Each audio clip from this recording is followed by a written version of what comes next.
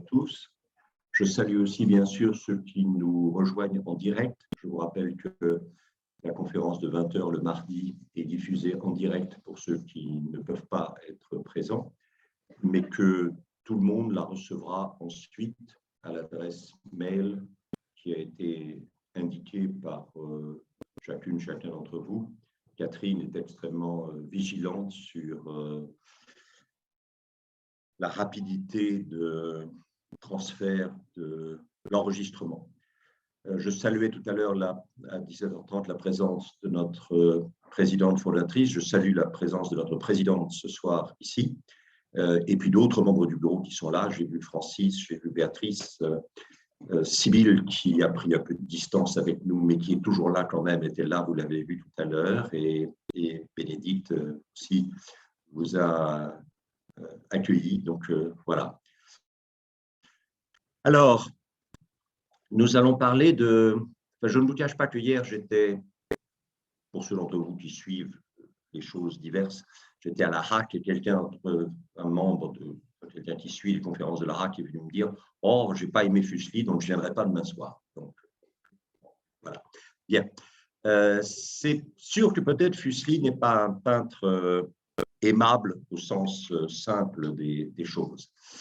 Donc, vous avez là une double identité, puisque Johann Heinrich Füssli est un Suisse alémanique né à Zurich et qui, pour des raisons sur lesquelles on va revenir dans un instant, est ensuite allé s'installer en Angleterre où il est devenu Henry Fuseli. Voilà, bon, c'est le même personnage, bien sûr.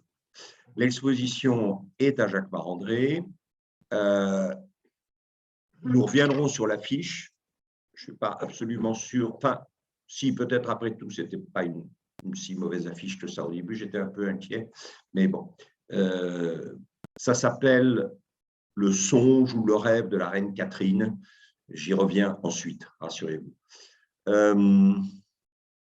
Il y a un catalogue qui utilise effectivement le songe de la reine Catherine, déjà présent sur l'affiche, pour sa couverture.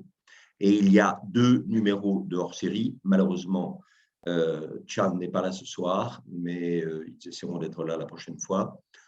La connaissance des arts hors-série, donc sur Fuseli entre rêve et fantastique, et puis un Beaux-Arts hors-série qui porte le même titre. Les 2 tableaux qui ont été servis pour servir de couverture, qui ont été utilisés pour servir de couverture à connaissance des arts d'un côté et à Beaux-Arts de l'autre, seront commentés dans le cours de notre rencontre d'aujourd'hui. Alors voilà.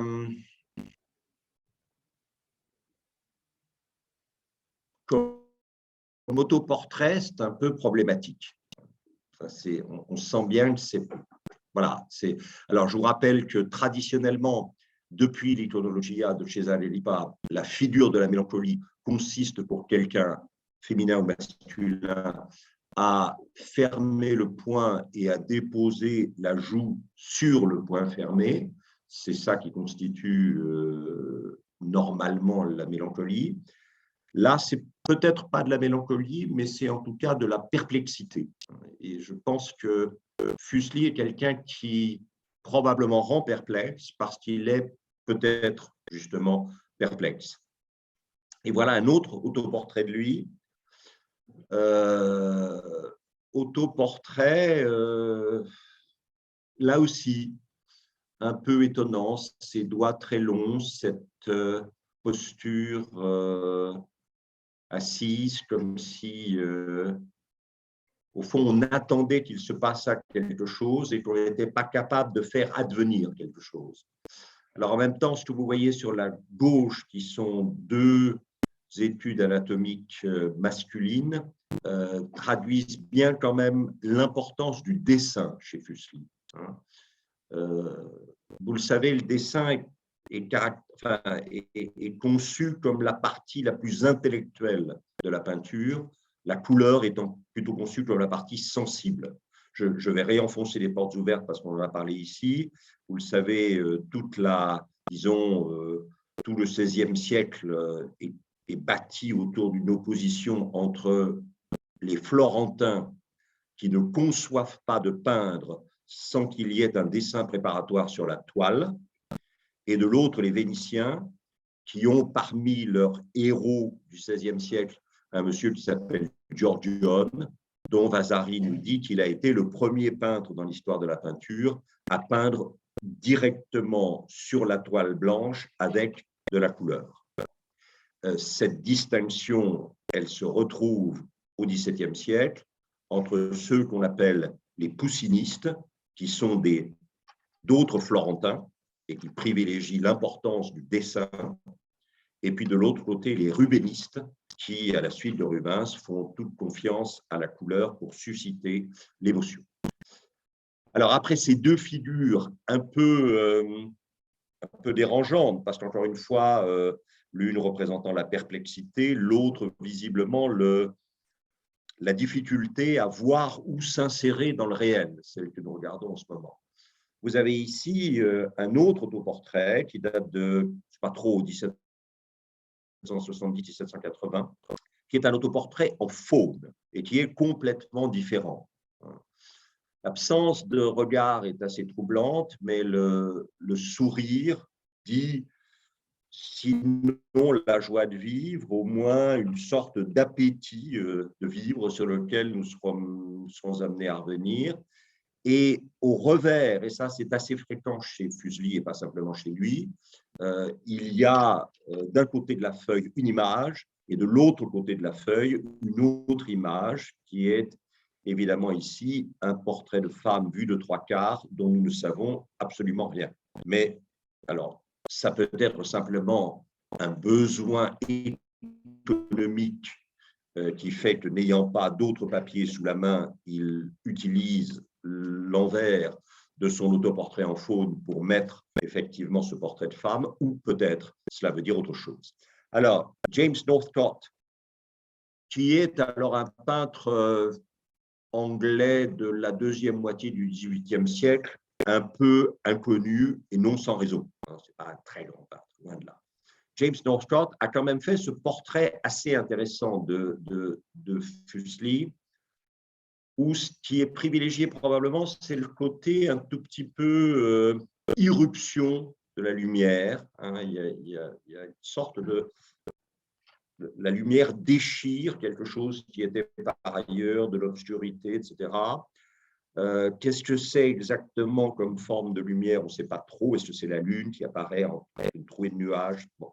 Mais en tout cas, il y a l'idée d'une illumination brutale, non sans violence, et d'une tension assez évidente entre l'ombre et la lumière. Voilà. Alors, Fuseli a fait de Northcote cette caricature, donc l'homme qui avait fait son portrait, qui est face à une toile, dont là aussi, évidemment, est-ce que c'est une toile qui est dans un état de préparation et donc on a réalisé sur la toile le dessin dont on va ensuite colorier la présence. Et puis, ce qui n'est pas inintéressant, c'est aussi le… Alors ça, c'est assez classique dans le dessin. Un peintre qui dessine, si ça n'est pas un dessin destiné à être ensuite, à servir de base à une gravure, ou si c'est simplement une sorte de… Le peintre utilise le dessin comme une sorte de journal intime, un peu. C'est des choses qu'il griffonne sur un coin de page et il ne met pas forcément un ordre énorme là-dedans. Mais c'est vrai que vous avez cet assez étonnant visage féminin qui apparaît là. Alors, est-ce que c'est sur une autre toile qui serait dissimulée derrière la première? Enfin, bon, voilà. Portrait très officiel de Fuseli par George Dance, aussi portraitiste quand même, il faut bien le dire, mineur de la deuxième moitié du XVIIIe siècle, et qui nous montre un Fuseli très homme du XVIIIe, en perruque, voilà. Et puis, pour terminer, les regards autres sur lui, John Opie, OPE, qui a fait ça avant 1807. Bon, on a l'impression de quelqu'un finalement qui n'est pas fondamentalement différent de ce qu'on attendrait de la présence et du visage d'un artiste fin 18e, début 19e.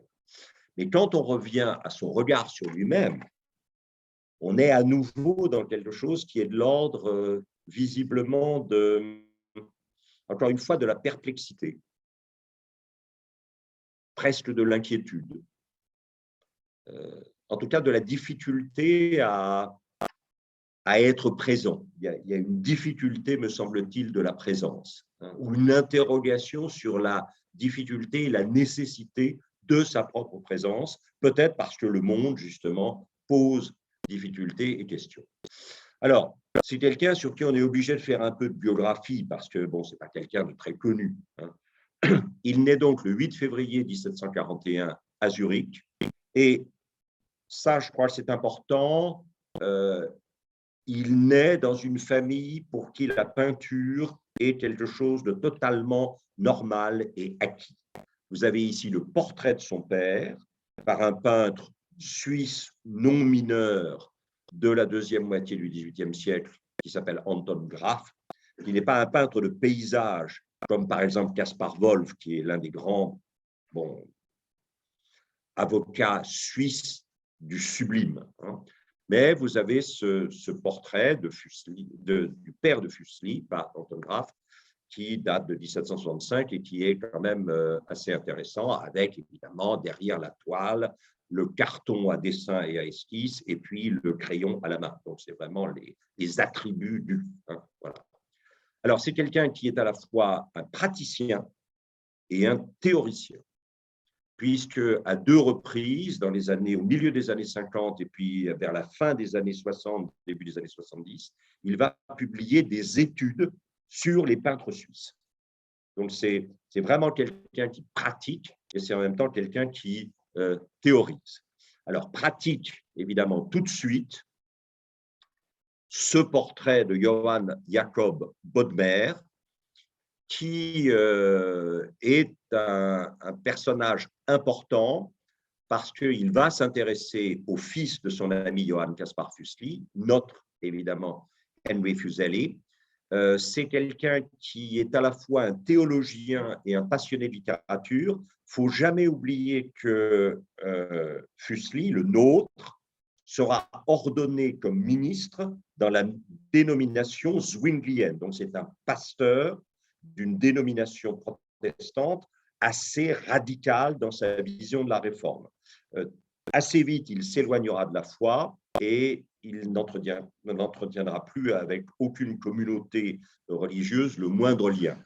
Mais à l'époque où il est à Zurich et où il connaît Bodmer, il se prépare et sera ordonné comme ministre dans la communauté zwinglienne de Zurich. Et Bodmer est un théologien, mais qui est évidemment passionné de littérature et de poésie. Et c'est quelqu'un qui pense que la poésie, alors on va dire allemande, même si l'Allemagne à l'époque n'existe pas, mais la poésie de langue allemande, dans la mosaïque d'États qui composent ce que nous appellerions aujourd'hui l'Allemagne, et dans les cantons de Suisse alémanique, la poésie allemande pour Bodmer est beaucoup trop sous l'influence de la littérature française et pas assez sous l'influence de la littérature anglaise. Alors, Bodmer, là, sent quelque chose, il sent qu'on est en train de passer d'un monde à un autre. C'est-à-dire qu'on est en train de passer d'une monarchie absolue à une monarchie constitutionnelle. On est en train de passer d'une vision de l'initiative politique, économique et culturelle qui vient entièrement du centre et du sommet, c'est-à-dire le monarque absolu, à au contraire une répartition de la responsabilité créative et créatrice de la communauté nationale dans des piliers qui, en Angleterre, sont des aristocrates et qui sont responsables de la révolution agricole et de la révolution industrielle. Et donc, on a vraiment deux visions du monde qui cohabitent, une qui est en train de disparaître et qui s'exprime dans le jardin français, la monarchie absolue française, et l'autre qui est en train d'émerger comme figure de l'avenir, la monarchie constitutionnelle anglaise, les élites responsables de l'État des territoires par la révolution agricole et industrielle, et l'émergence du jardin anglais comme modèle dominant pour remplacer le modèle dominant du jardin français. Et c'est vrai que, par exemple, on va en reparler tout à l'heure, Bodmer a traduit Le Paradis perdu de Milton en allemand, et il veut absolument que la littérature de langue allemande se rapproche de la littérature de langue anglaise et s'éloigne de l'influence française. Et alors là, vous avez un tableau assez étonnant, puisque Fuseli, le nôtre, se représente à gauche, relativement jeune, dialoguant avec Bodmer. Et le dialogue porte forcément sur la littérature, puisque le buste que vous avez derrière, qui est le buste d'un personnage aveugle, ne peut être que celui d'Homère. L'Homère, l'aveugle visionnaire, la composition du tableau est à cet égard les trois personnes. Et c'est cette idée qu'au nom de la fidélité à l'origine même du poétique, c'est-à-dire Homère, il faudrait que la littérature de langue allemande se rapproche de la littérature de langue anglaise et s'éloigne de l'influence effectivement française. Autre personnage très important, c'est Lavater. Alors Lavater, c'est quelqu'un qui va passionner Fuseli autour de la psychologie et de la représentation graphique de la psychologie, c'est-à-dire des émotions, des états d'âme, de l'humain qu'on peut essayer de capter effectivement par le dessin et parce que Lavater appelle, alors il n'est pas le premier, Charles Lebrun avait fait des choses comme ça avant, ce qu'il appelle la physiognomie, c'est-à-dire évidemment l'idée que les traits du visage, à la fois les traits et puis la manière dont les traits sont en quelque sorte altérés par les émotions, révèlent évidemment quelque chose de la psychologie du personnage que vous regardez. Et là, vous avez effectivement diverses formes de crâne, diverses formes de visage et les rapports possibles entre visage humain et puis présence animale. On est là vers 1806-1809. Si c'est 1809, on est à peine à 50 ans de l'origine des espèces de Darwin. C'est-à-dire qu'on est dans… Voilà. Et puis, un autre élément, que voilà, Lavater sera traduit en anglais. Les essais de physiognomie seront traduits en 3 volumes entre 1789 et 1798 par un monsieur qui s'appelait Henry Hunter.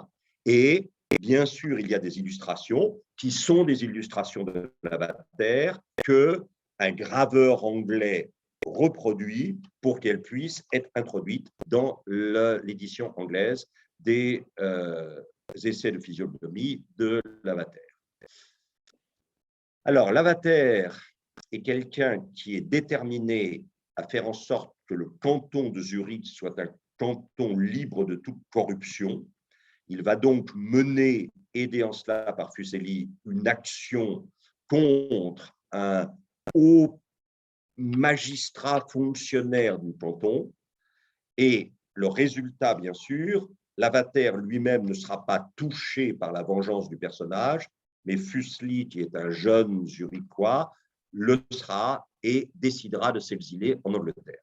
Donc en 1764, il part pour Londres, et entre 1764 et 1770, il est à Londres et il circule entre Londres, la France, Zurich, etc.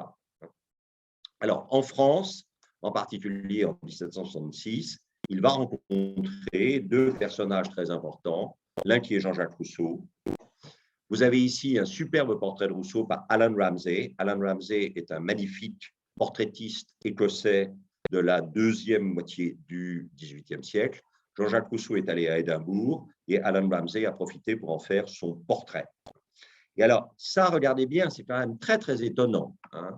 Regardez, vous avez ici quoi? Vous avez la justice avec sa balance, la liberté qui est là, et puis vous avez, regardez, Voltaire qui est en train de chevaucher effectivement l'humanité monstrueuse, c'est-à-dire qu'à la fois, bien sûr, il essaie de lui apprendre la raison, mais en même temps, mon Dieu, il s'en fait assez volontiers le maître. Et regardez, au premier plan, vous avez Jean-Jacques Rousseau qui est en train de dire, mais au fond, est-ce que Voltaire, finalement, sous couvert du culte de la raison, il n'est pas en train d'imposer son pouvoir intellectuel et culturel à l'humanité? Alors, cette image assez étonnante, elle est de Fuseli. C'est lui qui a réalisé cette sorte de caricature, où on a quand même l'idée que Rousseau serait plutôt du côté positif et Voltaire revendiquerait un côté positif qui est une manière finalement de manipuler l'humanité en fonction de ce qui, lui, Voltaire, l'intéresse.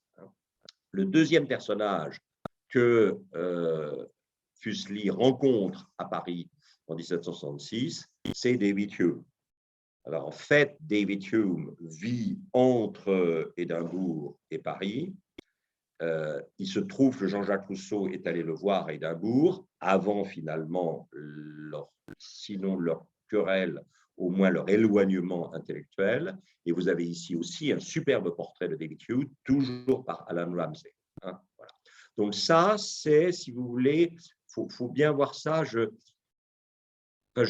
veux pas attaquer la présentation de Marmottan, mais je pense que c'est assez difficile de parler de Fuseli de manière convaincante si on ne met pas en lumière cette sorte de présence quand même assez étonnante aux idées, au développement de cette deuxième moitié du XVIIIe siècle en Europe. Alors, vous avez là un autoportrait de Sir Joshua Reynolds. Alors, Joshua Reynolds est quelqu'un qui a été le premier président de la Royal Academy. La Royal Academy, c'est quoi? C'est le roi George III qui décide que les métiers artistiques en Angleterre ont besoin d'avoir une formation. Et cette formation, elle est bien sûr modelée sur l'académie qu'on appelle l'académie de Saint-Luc à Rome. Et donc, Joshua Reynolds va être le premier président de la Royal Academy. Vous avez ici un autoportrait de lui, fait vers 1780.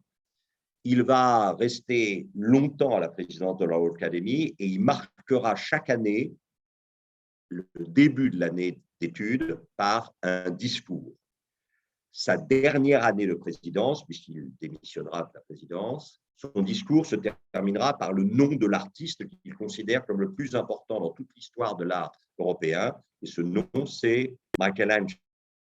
Et le buste que vous avez évidemment sur la droite est un buste de Michel-Ange. Alors, certaines personnes pensent, peut-être vous connaissez le tableau, je ne l'ai pas rapporté ici parce qu'il y avait déjà trop de choses, mais que Reynolds pense à un tableau de Rembrandt qui représente Aristote contemplant le buste d'Homère. Aristote, le philosophe, contemplant le buste du visionnaire. Et avouant par là que peut-être la philosophie n'atteint pas à la hauteur de la vision poétique. Ici, Reynolds, d'une certaine manière, vous dit « je ne suis que fragile par rapport à Michel-Ange ». Cet autoportrait qui date peut-être de 1780, en tout cas en 1768, c'est Reynolds qui dit à Fuseli, vous devriez devenir peintre. Et c'est à partir de ce moment-là vraiment que Fuseli va envisager de faire de la peinture son métier. Et évidemment, il ne peut pas y avoir de peinture sans un voyage à Rome. Et donc, de 1770 à 1778, Fuseli sera à Rome. Alors, il va à Rome hanté par le travail de Winckelmann, qui est le premier théoricien en langue allemande de l'art antique.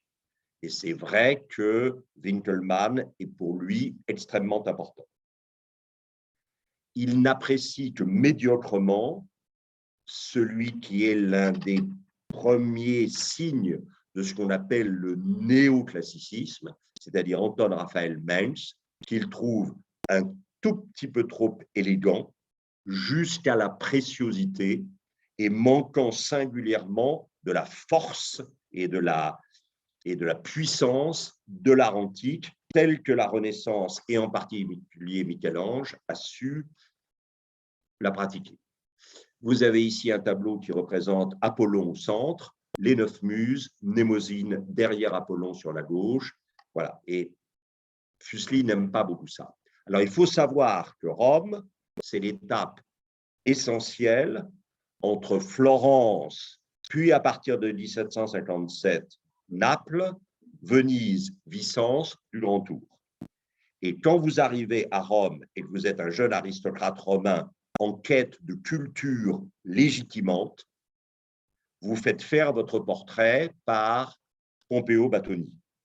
Vous avez ici, Pompeo Batoni est un peintre qui a passé à Rome l'essentiel du milieu du XVIIIe siècle à faire le portrait des aristocrates anglais qui faisaient leur grand tour. Alors, si vous regardez, évidemment, c'est très intéressant parce qu'il s'agit de montrer que, étant venu ici, vous êtes devenu cultivé. C'est-à-dire que vous avez ici un buste de Pallas Athéna casqué, vous avez ici un Tholos qui pourrait être le temple de Castor et Pollux à Rome ou qui pourrait être le temple de Vesta à Tivoli. Et puis, tant qu'à faire, Pompeo Batoni fait prendre à ces modèles une pose qui est celle d'une sculpture antique essentielle. Par exemple, ici, ce qu'on appelle l'Apollon du Belvédère. Et vous voyez que le bras gauche et le bras droit de Sir Wyndham Archibald Wyndham sont posés exactement de la même manière que les bras de l'Apollon du Belvédère. Et alors, vous allez rapporter ça dans votre demeure aristocratique en Angleterre, vous allez le monter probablement dans le grand salon et les visiteurs de votre père d'abord, puis les vôtres, comprendront que vous avez votre, voilà, ce qu'il vous faut au point de vue bagage culturel pour être vraiment légitime dans les responsabilités qui sont les vôtres. Alors, j'ai mis là un tableau de Jacques Sablé, qui est né à Morges, en Suisse, qui mourra à Paris en 1803, et qui, lui, est plus dans une sorte d'embourgeoisement du Grand Tour, hein, puisque vous avez là la représentation d'une famille, alors probablement un couple, avec peut-être le fils aîné, qui sont en train de visiter. On est plus là dans le tourisme à venir, hein, avec le Colisée derrière, et puis cette statue, bien sûr, sans tête, qui compose ce décor antique qui est si important pour justifier finalement le voyage. Alors, très probablement, Fuseli à Rome. Est-ce que là aussi, il y a une influence de Reynolds? C'est quelqu'un qui va vraiment essayer de voir tout ce qui a été fait par Michel-Ange. Et il va prendre chez Michel-Ange une sorte de puissance, de véhémence, de violence qu'il n'avait pas, bien sûr, jusque-là. Et vous avez ici un grand dessin qui représente Édipe à Colonne. Et Édipe est en train de maudire, Édipe est là, il est en train de, très probablement, effectivement, vous aurez reconnu la présence féminine à côté, et Édipe est en train de maudire Polynice, son fils, qui a exilé avant son père de Thèbes. Et donc, Édipe le maudit. Alors, bon, c'est évidemment absurde dans un sens de choisir ce moment-là, c'est-à-dire le jugement dernier, la fin du travail de Michel-Ange sur la Sixtine. Mais en même temps, si vous voulez, c'est parce qu'on parle beaucoup du corps chez Fuseli, et on va en parler de plus en plus. Mais je pense qu'il s'est dit quand même en voyant ça, c'est assez étonnant, hein, faire un Saint-Pierre qui est presque nu. Alors bien sûr, c'est le moment du jugement dernier, hein, mais un Saint-Pierre avec des clés d'or et clés d'argent, hein, qui sont là, qui, voilà, bon, je n'ai pas reconnu le personnage qui est à gauche de Saint-Pierre, mais je reconnais bien le personnage qui est là avec son couteau. C'est Saint-Barthélemy qui a été effectivement écorché vif et a toujours, là aussi, est-ce que vraiment les apôtres avaient fait des concours de Monsieur Muscle pendant… Là, je suis un peu étonné, hein. Regardez ici, avec son grill, ça ne peut être que Saint-Laurent, bien sûr, hein. Là, avec la peau de bête qu'on voit apparaître derrière, c'est forcément Jean-Baptiste, hein, dernier des prophètes et premier des saints. Et là, avec une croix, effectivement, oblique, ça ne peut être que Saint-André, hein. Et donc, il y a quand même quelque chose d'un tout petit peu étonnant dans ce concours de Monsieur Muscle au jugement dernier, si vous voyez ce que je veux dire. Et ça, je pense que Fuseli n'a pas été insensible à ça. Et puis, très probablement, l'autre regard est allé… Alors, il faudrait pouvoir prouver que le tableau était à Rome au moment où Fuseli y était. Et vous voyez, ça, c'est quand même absolument magnifique. C'est un des chefs-d'œuvre du Musée des Beaux-Arts de Boston, ce Christ mort de Rosso Fiorentino, fait en Italie, avant que Rosso vienne réaliser à Fontainebleau la plus grande œuvre de la Renaissance en France, c'est-à-dire la galerie de François Ier. Et vous voyez bien que la nudité, et puis surtout ici, c'est plus tellement le muscle, mais c'est les sinuosités de la composition. Est-ce qu'il fallait vraiment se livrer à cette espèce d'épiphanie de la ligne courbe et de la sinuosité pour un Christ mort? Et là, on a quand même la vérification de cette idée que le style attire l'attention au détriment du dogme. Le style fait qu'on oublie le dogme au profit d'une dimension esthétique qui n'est plus effectivement une dimension théologique. Alors, vous vous souvenez d'Édipe maudissant Polynice, vous avez ici un tableau. Parce que Fuseli, c'est quelqu'un qui n'arrête pas de mélanger les supports. C'est-à-dire, tantôt il est dans le dessin, souvent préparatoire à la gravure, tantôt il est dans l'huile. Mais parfois, il commence par l'huile et ensuite il varie et approfondit à partir du dessin. Il y a une véhémence d'émotion qui ne correspond pas à un art classique, mais qui se justifie en invoquant comme puissance tutélaire Michel-Ange et les grands Rosso Fiorentino, Pontormo, maniéristes italiens. Alors, en même temps que lui, à Rome, vous avez évidemment quelqu'un qui fait ce genre de dessins architecturaux, quelqu'un qui est très fascinant. Le Louvre a fait il y a longtemps une exposition, mais c'est quelqu'un dont on ne parle pas beaucoup, qui s'appelle Charles-Louis Clérisseau.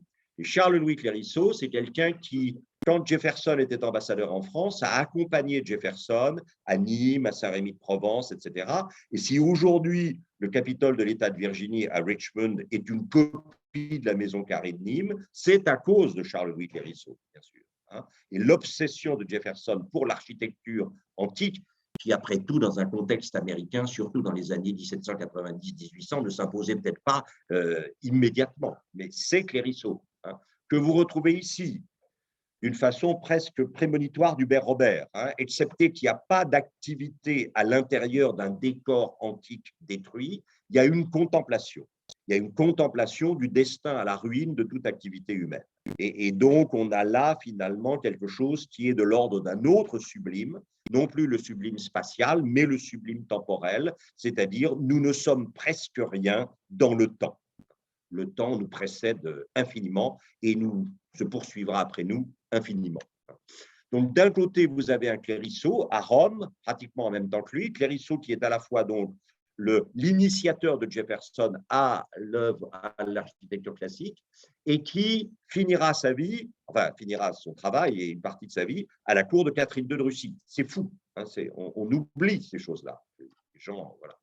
Et puis là, alors, vous passez dans cette extraordinaire gravure, il faut bien dire, qui s'appelle les squelettes. Et alors, au bout d'un moment, vous apercevez que les squelettes, c'est ces statues sans tête et sans pied, c'est ces bouts de colonnes, c'est ces urnes, c'est voilà, c'est tout comment dirais-je, ce qui reste d'un âge antique entassé dans une espèce de décharge de l'histoire, d'une certaine façon.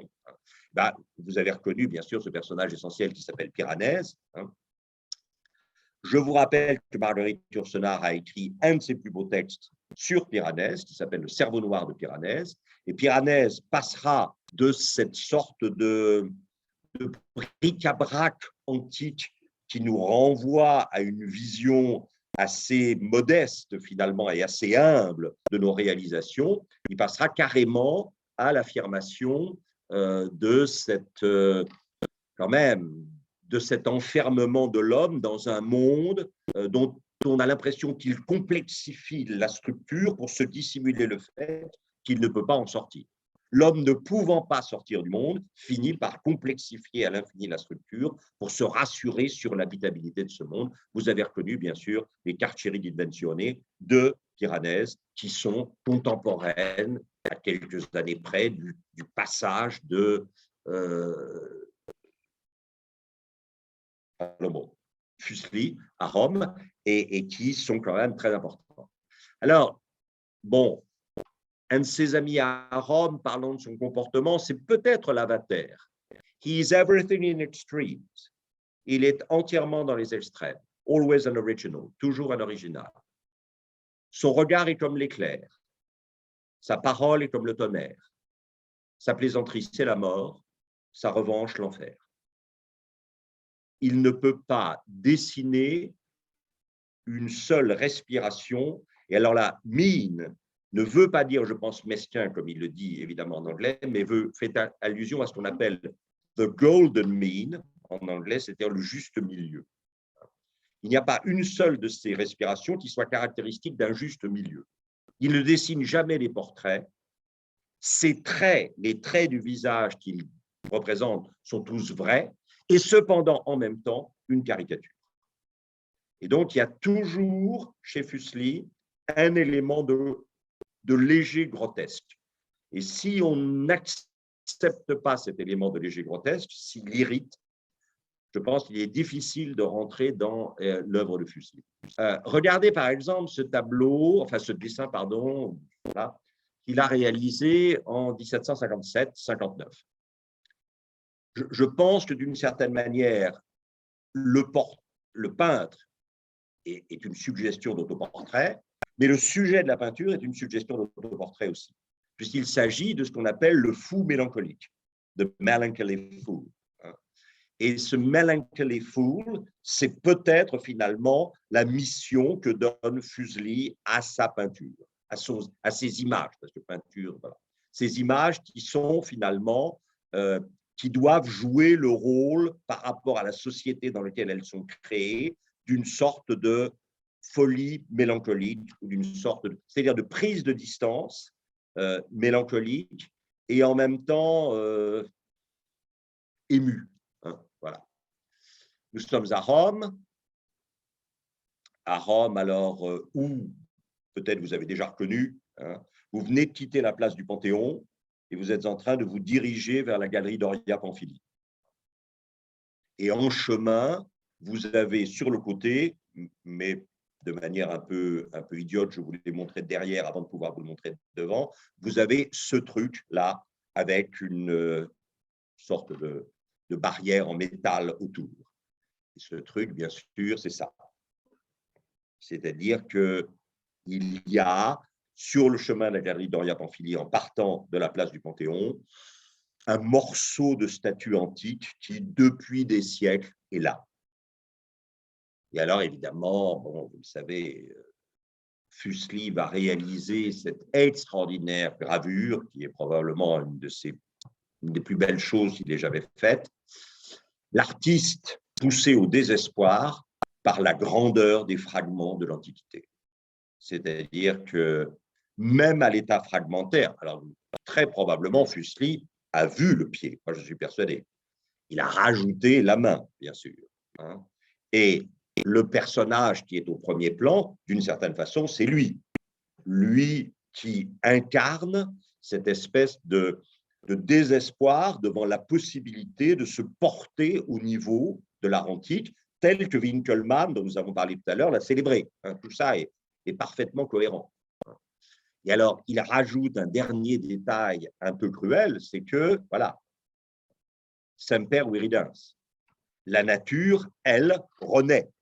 Là où le destin de l'homme est un destin à la mort bornée, la nature, elle, repousse dans les fragments même de la création humaine. Alors, c'est vers 1787, donc un peu moins de 10 ans après son retour de Rome, qu'il va rentrer en contact avec William Blake.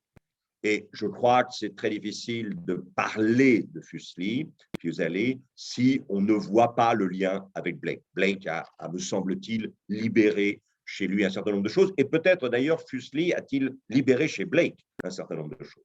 Alors Blake, vous le savez, c'est, disons, le grand pré-romantique anglais, avec en plus cette idée que Blake, c'est un personnage, c'est un génie polymorphe, puisque c'est à la fois un énorme poète et en même temps un très grand créateur d'images.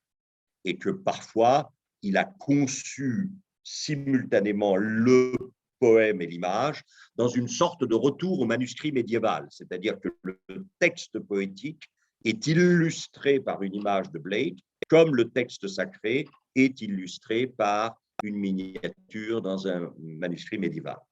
Alors, bon, voilà, ça c'est Blake, si vous voulez. Hein, c'est-à-dire, c'est la fameuse scène que nous connaissons tous sous le nom du Noli Me Tangere.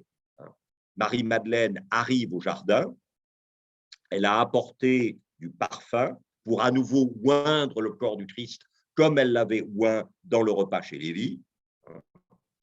Et puis, normalement, elle tombe sur quelqu'un qu'elle pense être le jardinier et elle lui dit, si c'est toi qui as enlevé le cœur. Et l'autre, évidemment, le personnage est le Christ. Et c'est probablement un des plus beaux passages de tout l'Évangile, qui en comporte un certain nombre. Il l'appelle par son prénom. Et c'est quand il l'appelle par son prénom qu'elle le reconnaît, qu'elle sait qu'il n'est pas le jardinier, etc. Alors, chez un certain nombre de peintres, vous avez un Christ qui se promène avec une pelle, une bêche, pour qu'on voit bien qu'il est jardinier, hein, et qu'on comprenne pourquoi elle le confond. Ici, vous voyez que ce n'est absolument pas le cas. C'est d'un hiératisme absolu, les deux anges en bas, le petit plat intermédiaire sur lequel on a déposé le vase de parfum, Marie-Madeleine à genoux, dans une position qui n'est pas très facile à tenir physiquement, puisqu'elle est à genoux, tournée vers nous, mais le visage tourné vers l'arrière et au-dessus, vers le Christ qui lui apparaît et qu'elle reconnaît. Donc, extrêmement hiératique et ritualisée, et une composition complètement inattendue pour une scène qui a été faite par Titien, etc. Alors, Blake, c'est aussi l'homme de ça, the Ancient of Days, l'ancien des jours, celui que Blake va appeler aussi You Risen. Alors, You Risen, ça peut vouloir dire you, toi, risen, ressuscité entre les morts, ou ça peut vouloir dire you, reason, toi, la raison. Et vous voyez bien qu'ici, ce n'est pas la peine de remonter à Pascal, mais Pascal est une aide. On est dans le Dieu des géomètres, c'est-à-dire qu'on est dans un Dieu à la fois architecte et horloger, si vous voulez, de manière voltairienne, qui est responsable d'une organisation rationnelle du monde. Mais cette organisation rationnelle du monde doit laisser le moins de place possible à l'émotion. You reason. Et alors, évidemment, le point d'aboutissement de ça, c'est la fameuse gravure de Newton, où vous retrouvez dans les mains de Newton le même du compas ordonnateur rationnel du monde. Et Newton, vous le voyez, est dans l'eau. Et dans un certain nombre de groupes qui aspirent à l'illumination de la connaissance, vous savez qu'il y a une gradation des 4 éléments. Il y a des éléments, bien sûr, qui sont totalement pneumatiques et spirituels, l'air et le feu, qui transforment toute chose matérielle en, justement, pneuma. La terre est encore un peu pneumatique et spirituelle, puisque vous avez les pieds dans la glaise, mais vous avez la tête dans l'air. Par contre, l'eau est complètement… Alors, on n'avait pas encore accédé véritablement à la révélation de Priestley sur la composition à la fois hydrogène, oxygène de l'eau, etc. L'eau était censée être celui des 4 éléments qui était le plus matériel, le moins pneumatique, le moins spirituel. Et donc, évidemment, Blake, qui est Newton et qui est la rationalité newtonienne, a mis Newton en train de travailler dans l'eau. Et peut-être, si vous avez travaillé un peu Blake, vous connaissez cette citation qui est extrêmement célèbre. « May God us keep, puisse Dieu nous garder de la single vision, de la vision Single, c'est très difficile. Ça veut dire qu'il n'y aurait qu'un aspect de la vision, qu'une dimension de la vision, et du sommeil de Newton. Au fond, la rationalité raisonnante est une forme de sommeil qui traduit une incapacité à comprendre véritablement le monde. Et alors, évidemment, Blake va se lancer dans des trucs complètement fous. Parce que là, vous avez des illustrations qui ont été réalisées par Blake dans les années 1805-1810 pour l'Apocalypse de Jean, et dans lequel vous avez le grand dragon rouge en haut qui est en train d'essayer de poursuivre la femme qui a revêtu le soleil, et dans lequel les pères de l'Église ont vu la Vierge Marie, porteuse évidemment du salut du monde. Et regardez ça. Je veux dire, je suis désolé, mais aucun manga ne me fera jamais cet effet-là. Mais je suis un peu vieux pour que les mangas me fassent de l'effet. C'est quand même absolument extraordinaire. Cette alliance entre le grand dragon rouge et la bête qui sort de la mer pour essayer d'attenter à la femme revêtue de soleil, qui emporte avec elle l'enfant qui est normalement celui qui va installer le salut du monde, quand même, je veux dire, on est en 1805. Hein. Et puis ça, qui nous rappelle que le nombre de la bête, hein, c'est 666. Et alors évidemment, vous voyez là qu'on est véritablement dans une forme de puissance visionnaire assez étonnante. Hein. Et quand Blake vous disait tout à l'heure qu'il fallait que nous soyons préservés de la vision single, unique, hein, de Newton, qu'est-ce qu'il entend, par exemple, par la double vision, qui s'oppose à la single vision. Et cette double vision, il l'a définie admirablement dans les 4 premiers vers d'un poème de 1803 qui s'appelle Auguries of Innocence. Ces 4 vers ont été gravés sur la tombe de William Blake à la cathédrale Saint-Paul. Et ces 4 vers disent tout simplement « To see a world in a grain of sand and a heaven in a wildflower. Hold infinity in the palm of your hand and eternity in an hour. » Voir un monde dans un grain de sable, c'est ça la double vision. Voir un monde dans un grain de sable, l'infiniment grand, l'infiniment petit. And a heaven in a wildflower, et un paradis dans une fleur sauvage. Tenir l'infini dans la paume de votre main et l'éternité dans une heure. Je suis désolé, mais là, vous avez le retour de quelque chose qui hante la conscience européenne depuis le milieu du XVe siècle, puisqu'un des plus grands esprits de toute l'histoire intellectuelle de l'Europe, Nicolas de Cuse, était obsédé par cette chose qu'il appelait la coincidentia oppositorum, la réconciliation des contraires. Ce que vous avez ici, entre world et grain of sand, entre heaven et wildflower, entre infinity et palm of your hand and eternity in an hour. En 1790, il est élu membre de la Royal Academy. Depuis 1788, il était Associate, ARA, Associate of the Royal Academy. On sait par Johann Zoffany comment se passaient les réunions de la Royal Academy. C'est-à-dire que vous avez ici les membres de l'Académie et les associés qui sont en train de travailler et de réfléchir ensemble sur comment on fait un nu masculin. Le nu masculin étant considéré comme le nu masculin sur modèle vivant était considéré comme le sommet de la formation académique.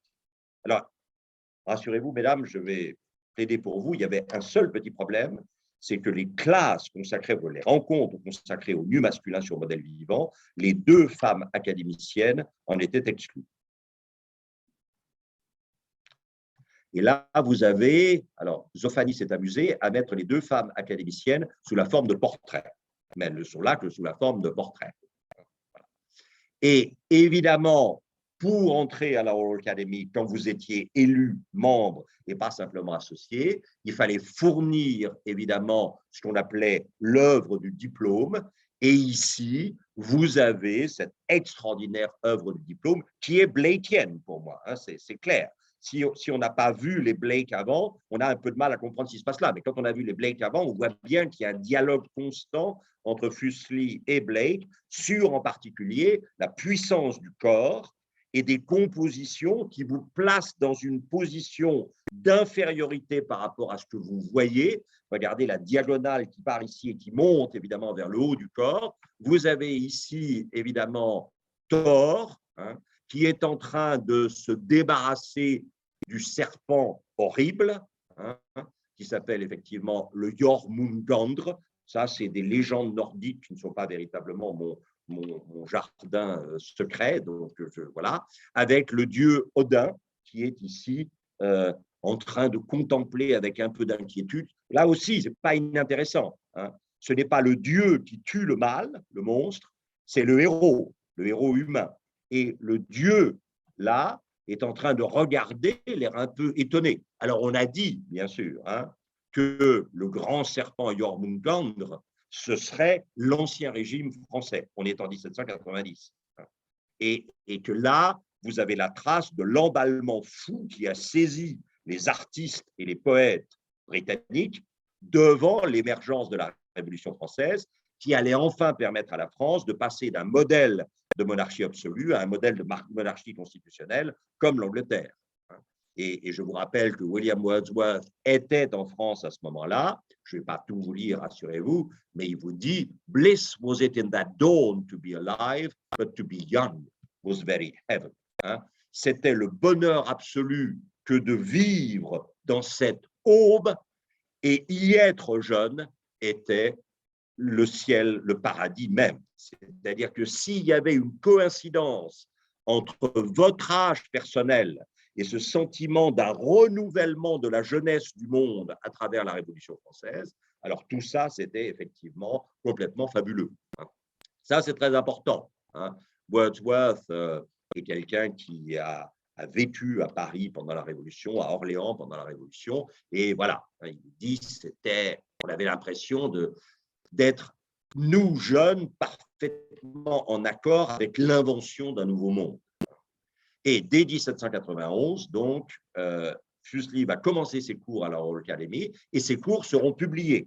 Vous avez ici l'édition en 1801 des cours qui ont été enseignés à la Royal Academy en 1801 par Henry Fuseli.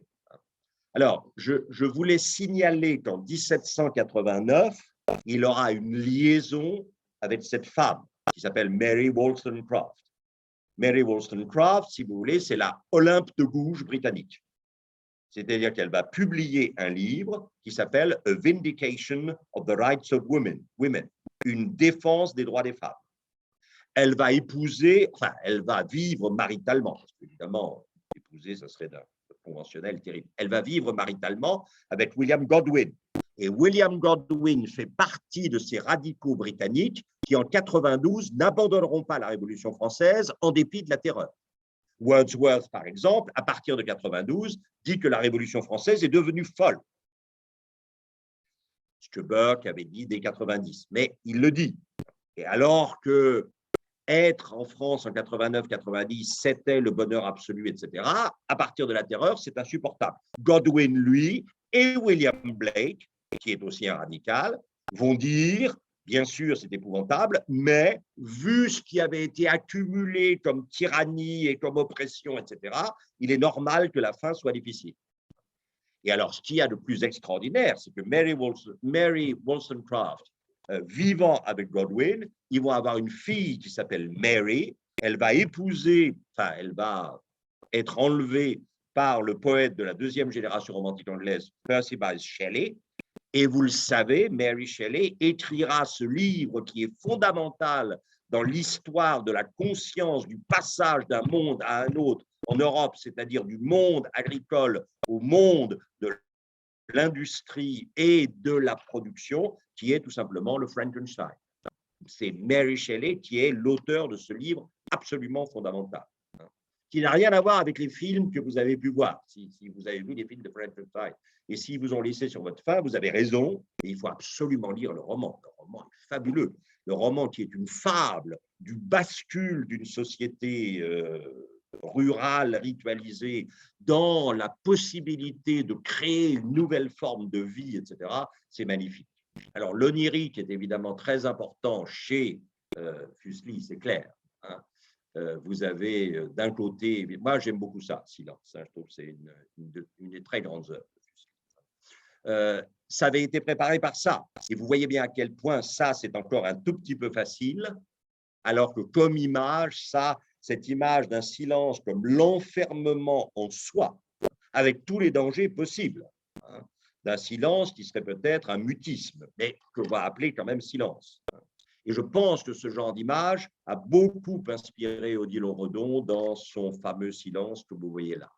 Puis alors, bien sûr, bon, on ne va pas tourner autour du pot plus longtemps, hein, le cauchemar, c'est-à-dire cette idée que dans la nuit, hein, la femme est visitée, la femme seule est visitée par des présences pour le moins surprenantes, hein. Le cheval derrière lequel on va pouvoir éventuellement cacher les talons, hein, et puis cette partie animale de l'humain masculin qui est un peu troublante.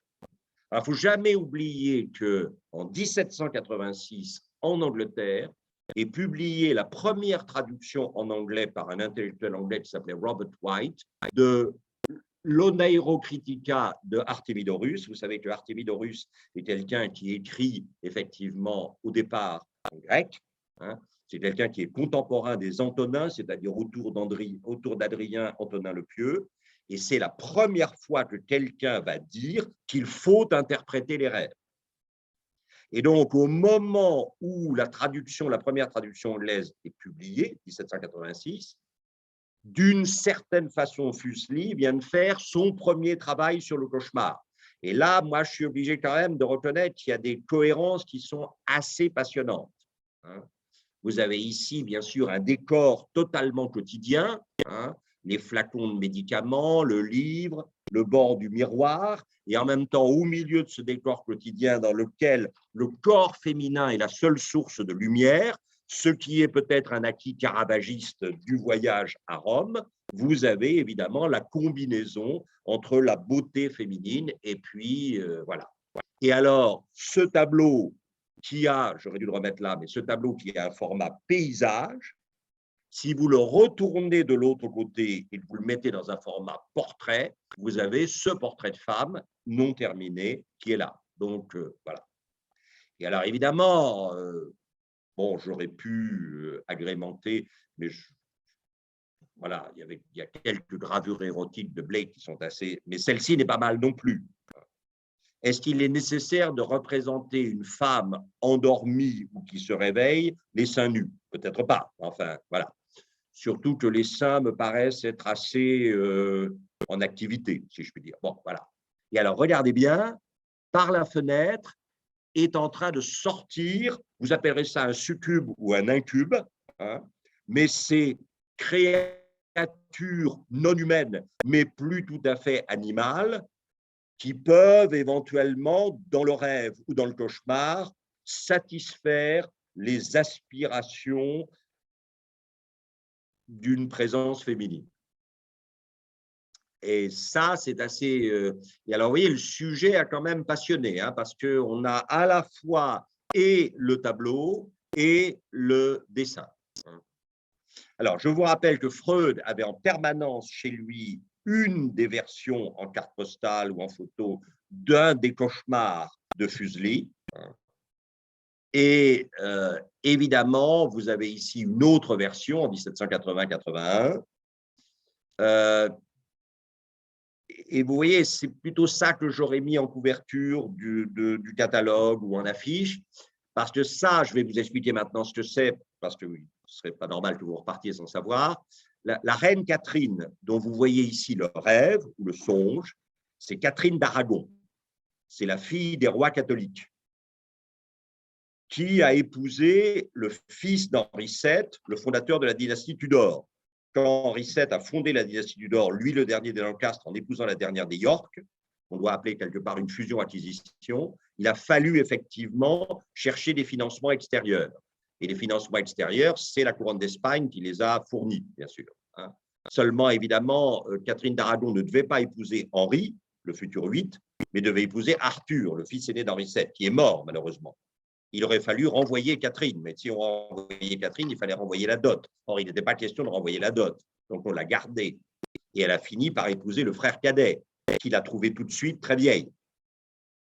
Et donc, comme on ne pouvait pas l'exécuter, parce qu'ensuite, Henri VIII a de temps en temps exécuté certaines de ses femmes, voilà. Et là, c'était une princesse étrangère, c'était difficile de l'exécuter. Ça allait créer un incident diplomatique. Donc, on l'a enfermée dans un château, où elle s'est beaucoup ennuyée et mariée.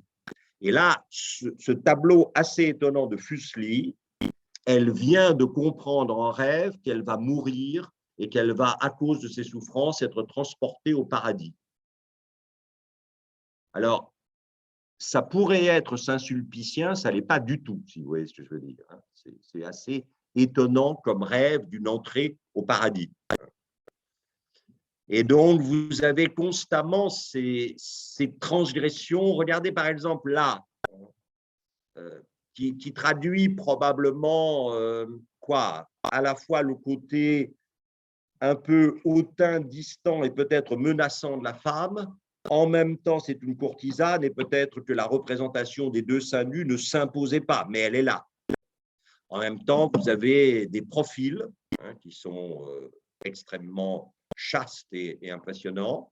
Vous avez Madame Fuseli, debout, dans une posture qui est quand même une posture à la fois de se retourner vers, comme si on était passé devant sans voir, et puis quand même une construction en hauteur qui fait de votre regard quelque chose qui est nettement inférieur à la personne qui est présente sur l'image. Ce qui est un peu différent d'ici, où ça c'est un portrait de sa femme, mais qui est face à face et qui semble plutôt souriante et dans un rapport qui est un rapport équilibré. Puis ensuite, vous avez des suggestions d'autres choses. Et si vous voulez, moi, ce qui me fascine, c'est qu'il y a quand même chez Fuseli un talent de dessinateur absolument exceptionnel.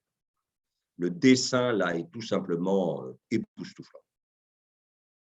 Alors, il y a des suggestions de dissimulation, c'est très, très fort. Et vous avez là aussi cette idée de la femme comme une sorte de présence à la fois majestueuse, elle se dresse comme une tour et elle tourne le dos, et donc elle ne prend pas en compte votre présence. Ça, c'est... Alors ensuite, il est facile de dire qu'elle se laisse aller à des choses étranges pendant son cauchemar avec le cheval et l'espèce de singe. Là, je ne sais pas trop ce qui se passe, mais ça me paraît aussi un peu étrange. Alors évidemment, vous pouvez avoir une femme qui rêve et qui va rêver de Cupidon, bien sûr, d'Eros qui arrive là, avec son arc et sa flèche. Et puis, vous avez ça, qui est quand même un peu étrange. Ça s'appelle la débutante. Alors, la débutante dans quoi? On ne sait pas trop. Elle fait de la couture, donc, mais elle est surveillée par des présences féminines. Puis alors quand même, ça, qu'elle soit attachée avec un collier et une laisse, et tout d'un coup, vous vous dites, mais au fond, voilà, 20 ans avant, c'est le marquis de Sade. Et c'est vrai que très probablement, à l'arrière-plan de Fuseli, il y a quand même quelque chose qui participe effectivement du marquis de Sade. Une femme qui apparaît tantôt effectivement comme extraordinairement dominante et tantôt probablement en proie à des désirs ou à des espoirs ou à des manipulations qui peuvent peut-être justifier le côté hautain quand elle a enfin reconquis ou préservé sa liberté. Après 1782, et puis là aussi en 1790-91. Et en même temps, regardez, ça ne s'arrête pas là, parce que, regardez, la composition de celui-ci est étonnante. C'est vraiment... alors, je vous l'ai dit, pour moi, il y a un certain nombre de toiles de Fuseli qui sont des leçons de composition de bande dessinée avant la lettre. Regardez par exemple cette idée de créer évidemment la peur Alors ça, en composition de tableau à l'époque, c'est un scandale. C'est-à-dire que l'estampe japonaise n'est pas encore arrivée à Paris ou à Londres, et on n'a pas pris l'habitude d'avoir des choses dont une seule partie est présente dans l'image et le reste complètement absent, laissant à votre regard le soin d'imaginer leur champ. Et là, vous avez extraordinairement dans ce tableau cette idée que vous avez cette échelle, on ne sait pas très bien d'où elle vient, vous avez ces deux mains, et l'une des deux mains tient ce poignard, ce qui est quand même pas très, très rassurant. Ensuite, vous avez cette femme au sein nu avec l'enfant dont on se demande ce qu'elle a fait ou ce qu'elle va faire. Et puis, vous avez à nouveau ces créatures venues d'ailleurs. Mais si vous regardez attentivement les personnages qui sont là, et là, il faut regarder de très près, le tableau est à l'exposition, vous avez un tout petit côté Guerre des étoiles qui est quand même fascinant. Comment il est capable d'inventer ce genre d'image, ça, pour moi, ça reste… Et paradoxalement, je trouve que ce sont des images qui sont extrêmement porteuses d'avenir. Alors, évidemment, vous le verrez à l'exposition, et vous le savez, c'est quelqu'un qui est obsédé par Shakespeare, et c'est quelqu'un qui se trouve en plein milieu d'une querelle. Puisque, vous le savez, en Angleterre, à la fin du XVIIIe siècle, début du XIXe, vous avez un monsieur qui s'appelle Thomas Bowdler, qui va publier ce qu'on appelle le Shakespeare pour les familles. C'est-à-dire que tous les mots grossiers et toutes les situations un peu étranges, et ceux d'entre vous qui me font l'amitié et l'honneur de suivre le séminaire mensuel sur Shakespeare savent bien que nous sommes souvent dans des mots un peu étranges, et là voilà, tout ça, ça va disparaître. Il y a un verbe anglais qui a été fait sur le nom propre de ce monsieur, qui est to Bowdlerize. Quand vous voulez réduire un texte à l'impuissance signifiante, voilà. Et regardez, il a utilisé une citation de Addison, l'inventeur du journalisme intellectuel en Angleterre. The stage might be made a perpetual source of the most noble and useful entertainment, were it under proper regulation. La scène pourrait devenir le lieu, la source perpétuelle de l'amusement ou de la recréation la plus noble et la plus utile, si on la mettait, si on lui imposait des règles. Voilà. Et lui, donc, il a voulu évacuer de Shakespeare tout ce qui pouvait choquer la bienséance. Voilà. Et alors, de l'autre côté, vous avez ce personnage, représenté ici par William Hogarth, qui s'appelle David Garrick, avec sa femme Eva Maria Weigel, qui étaient les deux grands… Lui était le grand acteur shakespearien de son époque, et c'est quelqu'un qui ne supportait pas qu'on touche à Shakespeare. Vous pensez bien qu'il a toute ma sympathie.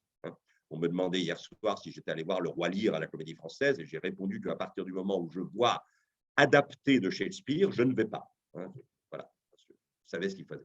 Et alors, évidemment, la tension est énorme en Angleterre à l'époque. Et regardez ce monsieur qui s'appelle John Boydell, qui est un graveur et marchand d'estampes, mais qui, mon Dieu, à un moment, va réussir à devenir Lord Mayor de Londres, vous le voyez ici, et il va créer ce qu'on appelle la Shakespeare Gallery. Et cette Shakespeare Gallery à Londres, elle va fournir à ceux qui vont prendre leur carte de membre trois choses. Automatiquement, le recueil des pièces de Shakespeare. Elle organise des expositions régulières de tableaux contemporains inspirés par Shakespeare et, préoccupation tout à fait naturelle des produits dérivés, elle vous permet d'acheter les gravures faites d'après les tableaux qui sont de nouvelles illustrations de Shakespeare. Et inutile de vous dire, bien sûr, que ça va être une source de revenus absolument fabuleuse pour Fuseli. Fuseli va se lancer dans l'illustration systématique d'un théâtre qu'il adore, qui est celui de Shakespeare. Ici, évidemment, nous sommes dans la comédie, c'est donc à la fois séduisant, mais probablement moins fascinant que ce qu'on va voir par la suite. Il s'agit bien sûr de March II, beaucoup de bruit pour rien.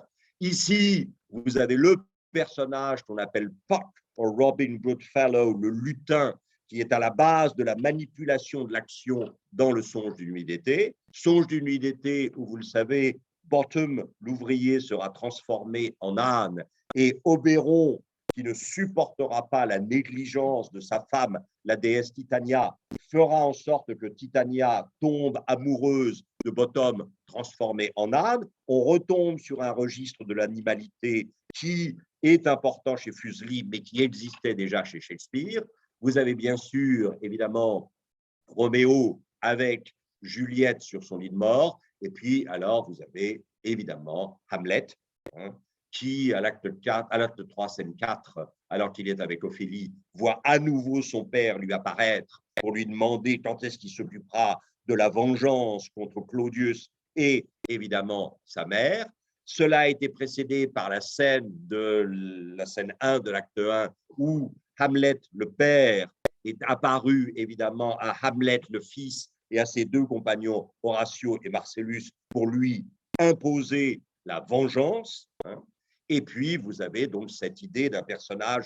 Là, vous avez le retour de la physiognomie de l'Avatar, qui a dû servir évidemment à Fuseli pour traduire des émotions extrêmes dans ses illustrations des pièces de Shakespeare. Ici, alors vous voyez, il y a à la fois des huiles, il y a des dessins, il y a des gravures. Ici, Hamlet qui veut absolument se jeter dans la tombe d'Ophélie. Peut-être la pièce qui aura le plus marqué Fuseli, c'est quand même évidemment Macbeth. Vous avez ici sur la lande, après leur victoire, d'un côté Macbeth et de l'autre Banquo, qui rencontrent pour la première fois les trois sorcières. Et alors, vous le savez, Shakespeare, c'est fabuleux, parce qu'en fait, les trois sorcières, elles n'existent que dans la tête de Macbeth et de Banquo, parce qu'elles disent à Macbeth et à Banquo exactement ce qu'ils veulent entendre. C'est-à-dire à Macbeth que Thane of Glamis, il va devenir Thane of Cawdor parce qu'il a vaincu le traître et qu'il va pouvoir prendre son titre, et qu'après, il sera roi. Et Banquo ne sera pas roi, mais son fils sera roi.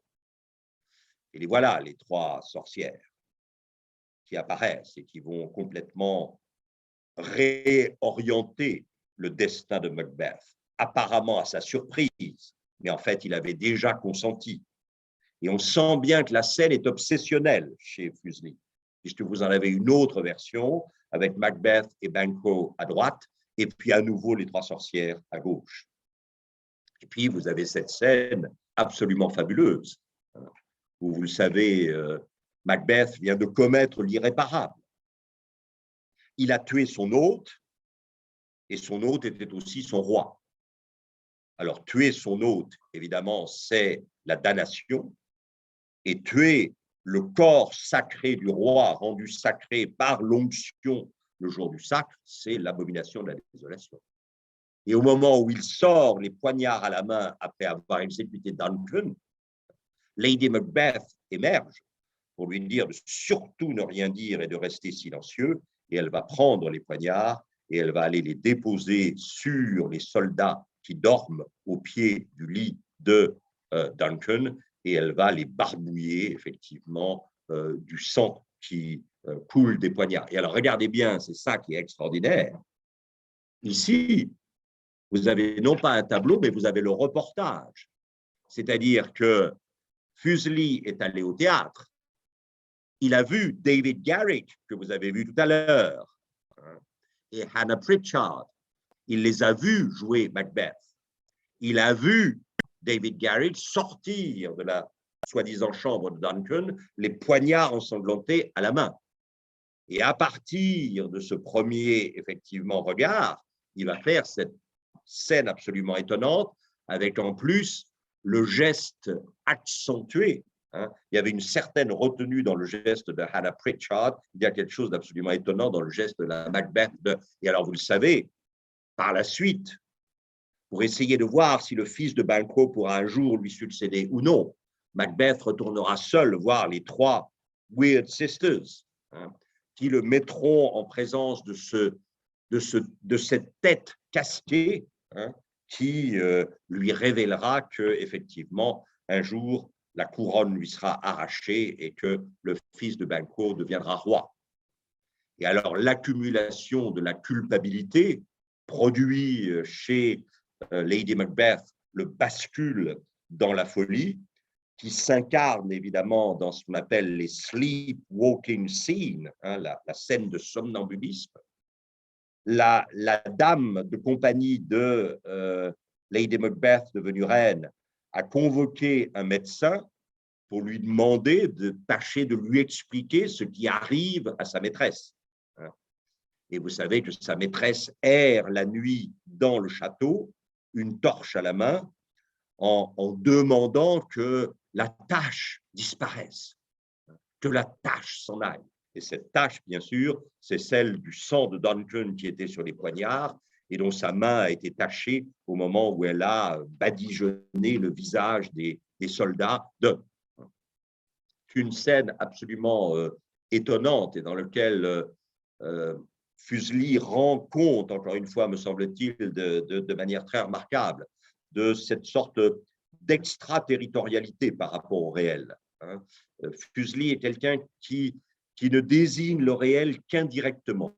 Et il montre constamment des écarts pour faire comprendre ce que le réel est en ne montrant que des choses qui sont finalement à distance du réel. Alors, bon, vous avez vu ce tableau tout à l'heure sur la couverture du hors-série de Beaux-Arts. Il s'agit d'une illustration d'un poème de Milton. Alors, vous savez, Milton est quelqu'un qui est le grand poète épique du XVIIe siècle britannique. Il a écrit ces deux œuvres absolument majeures que sont surtout Paradise Lost, le paradis perdu, et Paradise Regained, le paradis retrouvé. Après ça, il a fait cette pièce, enfin, ce drame poétique qui s'appelle Samson Agonistes, le combat de Samson. Mais avant le paradis perdu, il avait fait deux poésies plus bucoliques, une qui s'appelle Comus et l'autre qui s'appelle Lycidas. Et vous avez ici le berger Lycidas endormi. C'est assez extraordinaire comme représentation de l'innocence. Quand on pense aux tensions et aux difformités de la culpabilité et de la marginalité, de la folie que génère la culpabilité, cette espèce d'enroulement en lui-même du personnage dans une paix totale et absolue est étonnant. Il ne faut pas laisser trop longtemps Fuseli comme ça. Quand il vous fait le rêve du berger de Paradise Lost, vous voyez que les sabbats reprennent au-dessus du rêve du berger et que des présences assez étonnantes arrivent. Le dessin est peut-être encore plus net. On a l'impression que le berger a les mains au-dessus de la tête, qu'il a le visage tourné vers le sol et qu'il ne veut pas voir ces présences mystérieuses et inquiétantes qui volent au-dessus de lui. Alors là, vous avez effectivement un tableau assez étonnant où vous retrouvez les caractéristiques de le regard est positionné très en bas par rapport au tableau.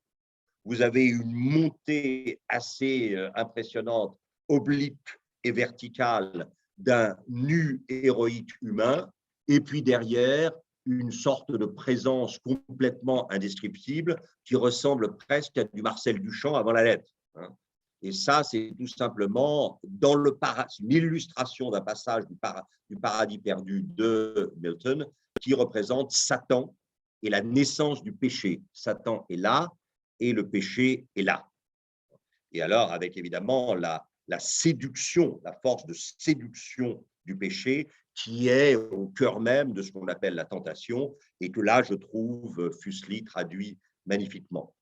Des choses plus calmes, comme par exemple cette mort de Didon, dont je suis persuadé que les musiciens parmi vous se diront qu'il ne peut pas ne pas y avoir du Purcell là-dedans, puisque vous savez que dans cet admirable Didon est né, la mort de Didon est probablement une des plus belles choses qu'on ait jamais écrites en musique, et je reste persuadé que probablement il y a quelque chose d'un souvenir de Purcell et de la mort de Didon dans ce tableau.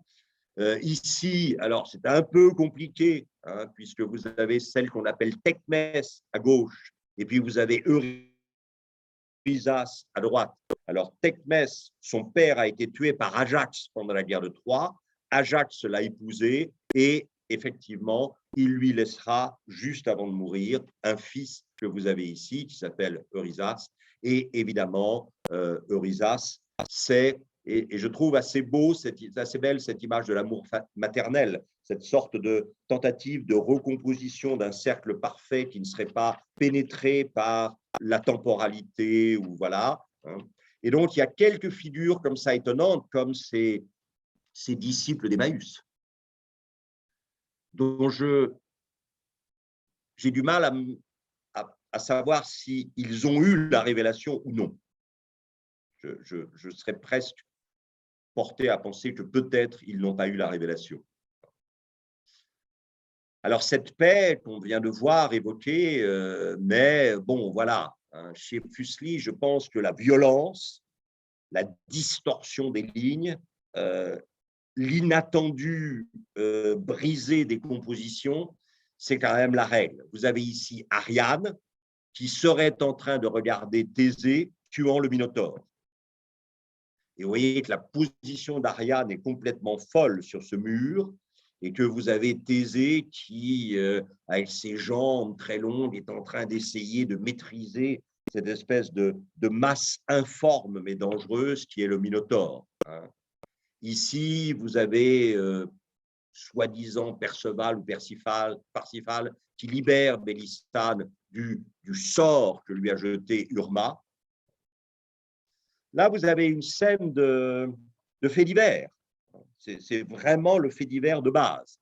C'est-à-dire que vous aviez un monsieur qui aimait cette dame, soit ce monsieur était aimé d'une autre dame, soit il était marié à cette autre dame, mais l'autre dame vient purement et simplement doxir l'autre femme. Ça, c'est clair. Et donc, vous avez alors, évidemment, Fuseli en plus appelle ça a love fight, un combat d'amour, comme si finalement le combat d'amour entre les mâles animaux se retrouvait dans un combat d'amour entre les, pardonnez-moi l'expression, femelles animales. Très, très étrange. Mais vous sentez cet élément de violence constante. Ici, alors au contraire, quelque chose de… Mais là aussi, vous sentez toujours le point de vue en bas à droite, très en dessous de la scène. D'où le fait que vous êtes toujours un peu sur le point d'être écrasé par la scène. Heureusement, là, les personnages ont l'air de basculer vers le fond. Si par hasard, ils étaient portés vers l'avant, vous auriez l'impression qu'ils vont vous tomber dessus. Il s'agit de ce qu'on appelle la vision du déluge. Quelqu'un est en train d'essayer désespérément de sauver quelqu'un de l'envahissement des eaux, que l'on retrouve ici. Et alors, vous avez ensuite des images assez étonnantes. Regardez, il y a un culte du mouvement chez lui qui est quand même étonnant. Moi, j'aime beaucoup Fuseli parce que, alors c'est un peu idiot de dire ça, mais je pense que c'est quelqu'un qui a compris qu'il allait falloir que l'image se mette en mouvement, que l'image n'allait plus pouvoir rester statique. Et vous avez cette étonnante représentation d'Achille qui est en train d'essayer de s'emparer de l'âme de Patrocle. Alors évidemment, Patrocle, c'est son ami, son âme est représentée par une figure féminine, et Achille est en train d'essayer de retenir l'âme de Patrocle qui s'échappe. Et cette version-là est intéressante. Je trouve l'autre version encore plus intéressante. Et c'est vrai que là, vous avez cette idée de ce corps extrêmement puissant, mais qui ne parvient pas à retenir cette âme froide et verte qui disparaît et s'en va. Là, je pense qu'on est vraiment dans l'illustration parfaite de ce que Burke appelait le sublime, c'est-à-dire ce qui va aller contre l'équilibre, la mesure, la symétrie. Le sublime, c'est vraiment cette idée que le beau, jusque-là, avait consisté en des formes harmonieuses, équilibrées, symétriques, et puis tout d'un coup, vous entrez dans des distorsions qui vont être des distorsions de hauteur, de profondeur, de mouvement, de mer, et de nuit dans lequel il sera impossible de voir et il faudra donc imaginer au risque de fantasmer de façon complètement déraisonnable. Mais cette présence du sublime, elle est centrale pour Fuseli. Et vous voyez, je termine avec cette image que personnellement je trouve d'abord extrêmement forte, Mais en plus, quand vous êtes informé, alors la question c'est est-ce qu'il faut être informé du sujet pour apprécier une image? Moi, je pense que dans ce cas-là, oui, puisqu'il s'agit d'Orphée arrachant Eurydice aux enfers. Et vous le savez d'habitude, vous avez Orphée qui marche devant, poum, poum, poum, poum, poum, poum, et vous avez Eurydice qui marche derrière. Et bien sûr, Orphée ne se retourne pas, parce qu'on lui a dit que s'il finira d'ailleurs par se retourner, mais Orphée ne se retourne pas, parce que normalement, s'il se retourne, Eurydice, effectivement, retombera en enfer. Et là, regardez la façon dont Fuseli donne une espèce de réalité absolument étonnante. Il dit arracher un être aimé à la mort, ça n'est pas rien. Et si vous attendez simplement que plomb, plomb, plomb, plomb, l'être aimé vous suive hors de la mort pour vous rejoindre, ne vous faites aucune illusion. Si vous n'avez pas cette véhémence qui consiste à arracher l'être aimé à la menace et à la séduction de la mort pour le faire vivre, alors elle ou il ne vivra pas. Et je trouve ça personnellement assez étonnant et je vous remercie.